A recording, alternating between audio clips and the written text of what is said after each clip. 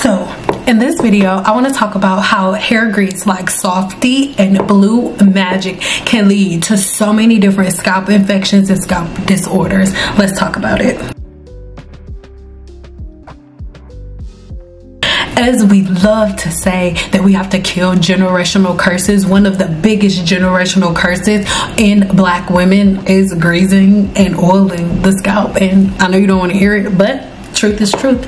Let's talk about it. How does hair grease lead to scalp disorders like CCCA, folliculitis, and so many of the scalp disorders that you guys have right now? Most greases contain petroleum, lanolin oil, mineral oil, or paraffin, and all of these are extremely thick layers on the scalp. It gives a thick waxy barrier over that first layer of skin, which is called the stratum corneum. In other videos, I've told you about the stratum corneum and how important it is in your body and in your natural hair growth cycle, but I digress. Let's keep going. Again, prevents airflow. It traps bacteria and moisture along with sweat. So if we're so interested in like the burning, the itching, the inflammation, and all of the things, if you're greasing the scalp, all you're doing is trapping the things that need to go. We have to remember that your skin is one of the biggest organs on your body, and it's one of its main purposes is to be an exit. So if you're constantly putting the sealant on the scalp and covering up all of these ports that need to excrete certain things to get rid of them, then you're not clearing the body as it needs to be cleared.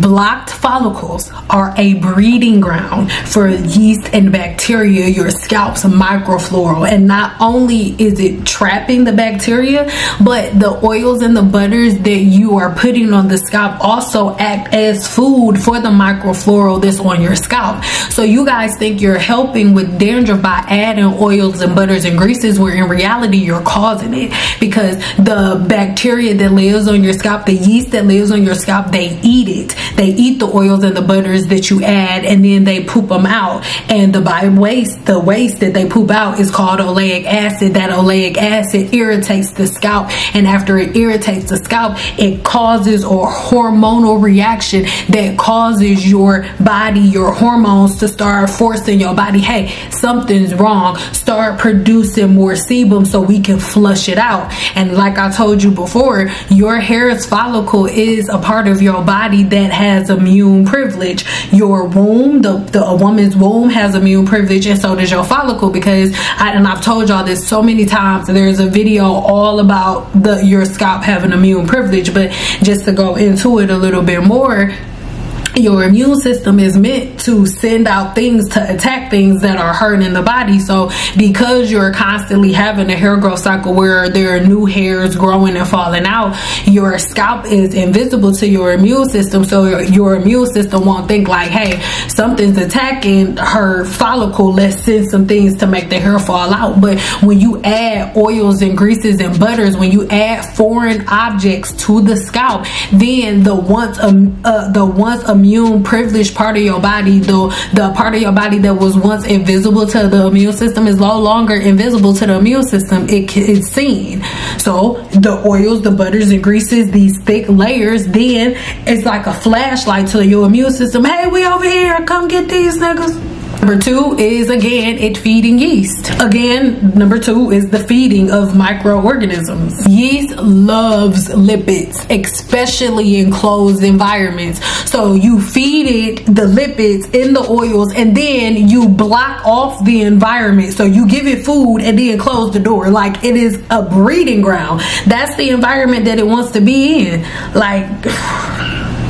And again, this increases seborrheic dermatitis and dandruff. Most of you think dandruff is dry scalp. Dandruff is not dry scalp. Dandruff is oily scalp. You're producing too much sebum. It's speeding up your skin cell turnover cycle trying to fix it. And seborrheic dermatitis is an excessive version of dandruff. Number three, it's biofilm formation. What is a biofilm buildup? This is one of the main reasons that no matter how many times you go to a dermatologist, is, you like, oh my God, it doesn't work. Well, you know why it doesn't work? It doesn't work because you've been listening to these YouTubers that tell you to grease your scalp, and you have created a microbiofilm. What's that? Oh, it's a slime layer of yeast and bacteria that is on the scalp, and this slime layer that is now on your scalp is resistant to most medications that dermatologists have, because you've created a film that actually protects them. They can get stronger and stronger. You've created something that protects them, and you're feeding them. So they're just getting stronger and stronger and stronger. They talking and stuff, and before you know it, no matter what the dermatologist gives you, they can't fix it. And then you guys are like, oh, no matter what, these dermatologists suck. No, the dermatologists don't suck. You've been listening to these little boys and little girls online that don't know what they're talking about, and you have created a biofilm on your scalp that's resistant to the medications. And most of these dermatologists don't understand the concept of y'all listening to these YouTubers. They don't know why the hell you have this thick biofilm on the scalp. And this is why inside of my growth cycle blueprint and the 7-day challenge, people learn how to get rid of that biofilm. And when the biofilm is done, the skin cell turnover cycle restarts and their hair grows back. It's a fact. I digress. Let's keep going. This makes antifungal and antibacterial treatments completely ineffective, because certain bacteria like staphylococcus, I think I said that wrong, I'll put it right here,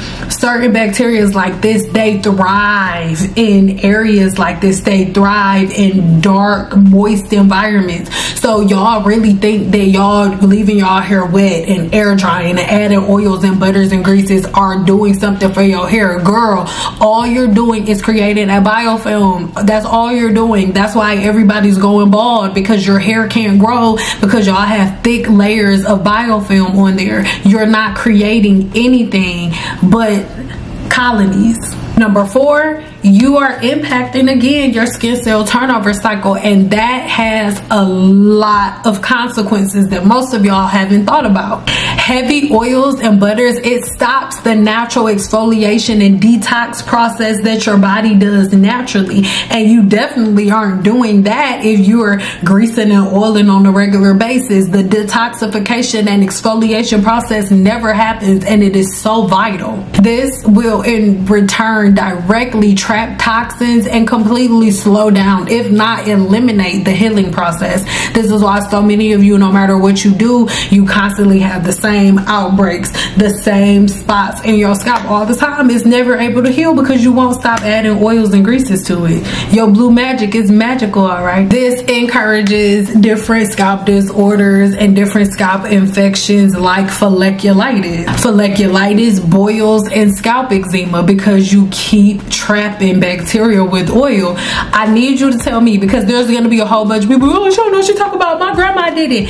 It's a generational curse. You don't even know why you're using the oil. Tell me, other than it creating a biofilm and everything that we talked about, what does you oiling and greasing your scalp do? Because the oil and the grease cannot make it past the stratum corneum. So everything is just sitting there and trapping everything that needs to exit. So other than length retention, when you add maybe a grease on your ends when you're getting your hair braided, other than that, what does greasing the scalp actually do to your hair for hair growth?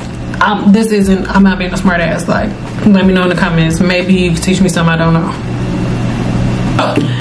If you want a little bit more detail about all of the different scalp and follicle disorders that are caused by greasing the scalp and all of the things, then make sure you head over to my blog, link in the description box below. But regardless of what you guys think, at the end of the day, these are things that cause you to be in this cycle, right? Actually, right, real quick before we go, I want to include this clip, because if you don't watch anybody else's channel, go over to this man's channel and watch his stuff. Like, when I tell you, he literally says word for word, verbatim, the things that I've been saying. But this is a scientist too, so if you don't have a scientific mind and you need to be entertained, this is not going to be the place for you. But if you are a person who like scientific literature and like learning from medical journals and stuff like right there. Oh my God, like his channel is everything. But I'm gonna add a clip right here, and in this clip he's going a little bit deeper into the different layers of the scalp and saying exactly what I just said in a different way. Toxicity imbalances originate internally. Dysfunction in key organs such as the liver, kidneys, and gut leads to an overflow of toxins the body cannot excrete efficiently. These systematic toxins, including acids, oxidized lipids, heavy metals, and byproducts from poor digestion, seek alternative exit routes. Okay, what does that mean in plain English? Pretty much that your body contains things it could not get rid of, so it is attempting to try to find ways to get rid of it. Okay, it's an imbalance. An imbalance means that the threshold that it's at is unnatural for your particular body.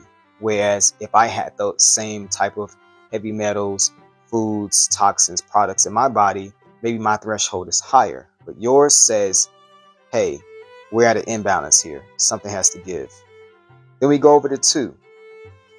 The scalp becomes an emergency excretory zone.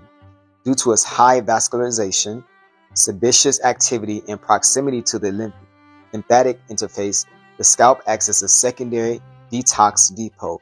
Toxins are rerouted and deposited into the scalp tissue, particularly around follicles, for immediate excretion through sebum and sweat. Now, this particular number 2 is the one that I was stuck on. As a matter of fact, the one that the industry is stuck on. The reason why I say this is because when you think of hair loss, mostly you're going to listen and say, look, it's DHT. My suggestion to you is anytime someone says something about hair loss and male pattern balding, say why 3 times. By the 3rd why, more than likely, the answer will be genetics. Or it will be something to the fact of, well, you're just not healthy enough, or, well, you're just, sensitive. It won't be a direct answer. And let's try this with DHT before we go to 3. Okay, DHT is the culprit. Let's just say that. Fundamentally, I don't think so, but let's just say that's true. Why is DHT in the scalp? It's in everyone's scalp. The reason why I'm stopping is because that's where the industry stops. I went further, and I'm not the only one, but I went further and said, look, DHT is in the scalp because of inflammation, the 3 I's, inflammation, infection, irritation. Okay, now, but why? I have to go a step further to why. So my point prior to this in the path, the trigger was gut bacterium pathogens somehow got through the gut, leaky gut, somehow ended up in the scalp because it looks similar to, I guess, the gut system. And if you look, why would I say that? Well, it's villous hair there, and then there's hair in the stomach, and then we all know that the gut tells you it's your immune system. So if the immune of the scalp is if this is an immune problem, it's coming probably from the gut, which is the main immune, I guess, primary, right? So there's a little bit of bro science there, but my point is I was trying to figure out why the gut scalp connection. Okay, and truthfully, when you look at other type of alopecias, it's always, I won't say always, but a lot of times it is some sort of infection or some sort of pathogen or something to that effect. That's not just in humans, but mammals as well too. But usually the hair grows back.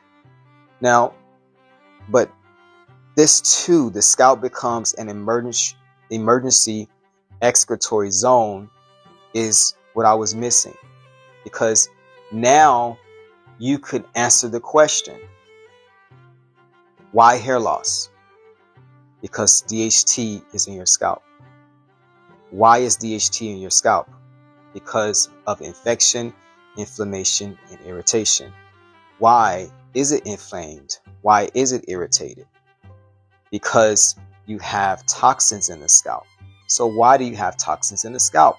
Because the body placed them there, the scalp depot, in order to get rid of them. 3 whys. And now we're here. Okay. Number 3, toxin load exceeds the scalp's elimination capacity. Repeated dumping of inflammatory agents, food acids, heart water minerals, product residues, pathogens overwhelms the glands and ductal clearing systems. The drainage via lymph and follicular ducts slows, causing stagnation and lipid saturation. And this leads to what I kept seeing in hair loss. Some of the visual side effects, some of the visual things that pointed to hair loss didn't seem to be natural. What I mean by that is, when you grow as a boy, some of the things that you might encounter when you hit puberty is, I ache a little bit, especially if you had a really, really strong growth spurt. You may be a little clumsy, okay? But you don't get tearing. Now, we all have seen people with stretch marks when something stretches very fast, and it causes stretch marks on the skin. That is symbolic when it comes to like hair loss and the toxin loads, how it exceeds the scalp's elimination capacity. So why do I say that? Because the scalp, a natural scalp, looks natural on your grandmother. It looks natural on your 5-year-old nephew. It looks natural on your sister, your brother. If you shave everyone's head off, you're going to see a bunch of different little dots. You're going to see a couple of little flakes, and you're going to see just follicles. You're going to see little dots of the terminal hairs in there. And if you razor sharp it off, you won't see anything for a couple of days, but it will look the same. It will be very similar. Now, when it comes to men with androgenic alopecia and male pattern balding, you start seeing things in the scalp that we can tell that doesn't belong there. For number one, you're going to start seeing a hell of a lot of oil. And why would the scalp have so much oil? Because when you shave off a person without androgenic alopecia and you look at the scalp, it looks dry. You will see dryness, you will see flaking, you won't see oil. And that gave me the clue that what is this? Now, I couldn't figure it out years ago. I assumed it was oily because there's nothing, no hairs catching the oils or something. That's what they say, but that's not true. But then you also notice some other things. You'll notice that it's the gallia that loses the hair for the most part. You will notice that the skin becomes thicker, seemingly. You'll notice that the skull shape changes, where there's a little hunk of something at the top and something in the front. And when men are truly bald, with 7, like myself, you will be able to see this gallia looking as if there's something over on top of it, like there's flesh underneath it. Okay, so what does that mean?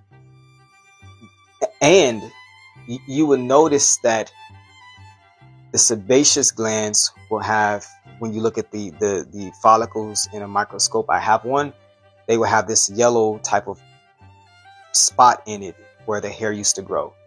And there's some other things that you will notice about it, and you say, wait, it seems to be cholesterol. It seems to be, and I said all the time, or plaque, from the shape, from what's coming out. So my understanding eventually is that this plaque just has a different type of textures. It's the oil texture. It's the lower layer, thick, cold butter texture. And when you start purging, as I stated plenty of times in these videos, you will see that it comes out as if it is something that does not belong in the scalp. Okay. So everything, the drainage system, the lymph nodes, things that are supposed to drain this cholesterol out or plaque out, get stopped up because it's too much of it. And what happens? It begins to cause like a scalp atherosclerosis. It's very interesting how things kind of tie together, but I'll go to 4. Localized follicular immune response begins. In response, the immune privileged follicle initiates a local defense. Itching, redness, tenderness, and acne represent cytokine mediated microinflammation as the first line of protection against a persistent threat. What is it really saying here? Your follicle has immune privilege. And you know what else has that? The placenta. Because the baby grows in a woman's body so quickly, the body may think that it's a mutation. On the scalp, the hair is outside of the body and it grows rather quickly, so it needs its own defense or immune system to protect not just itself, but from the body as well too. And this is why I call follicles feminine, because they seem to be the carriers or the birthing terminal hairs using the same exact process. And I say the DHT attempts to connect to the follicle and create a child, which will be the terminal hair, but it can't. It's impotent. Whereas testosterone in some form or androgens can impregnate the follicle, the feminine follicle. This is why when men go through puberty, the androgens attach to various different follicles around the body, and terminal hairs begin there, just as facial hair. So the 3 I's, infection, inflammation, irritation, are in the scalp because toxins are there. And believe me, when I say toxins, I'm simply saying that whatever's there is over the threshold of normalcy. It could be hard water, definitely was hard water. For me, in my culture, we use a lot of greases and stuff like that. And I did that from 9 to 19, 20. And I believe all that stuff over the years got into my scalp. Really synthetic type of greases and all those things, the hairsprays, the dyes. But hard water, and we're just saying foods, and especially proteins you're not breaking down, dairy, things of this nature that your body is already having a hard time with, it gets stuck, right? So I really hope that made sense. It doesn't matter how many times these people on YouTube and on social media try to negate the things that professionals are saying. It doesn't matter how many times people try to come up against scientists like myself. The science never lies. It's not. And scientists like myself, we have absolutely no problem waiting. I think that's like in the video that I did before when people were like, oh, you're still talking about the same thing. Listen, as a scientist, I understand that things take time. So I have so much patience. Like, I have so much patience. I can wait for a foot to come back and be in your mouth. I can wait. I have nothing but time. It feels great. It's like one of my favorite things to do. So in our next video, we are going to go a little deeper into skin cell turnover. I know I've made videos about it before, but it feels like you guys are in the mood to receive, so let's talk about it again.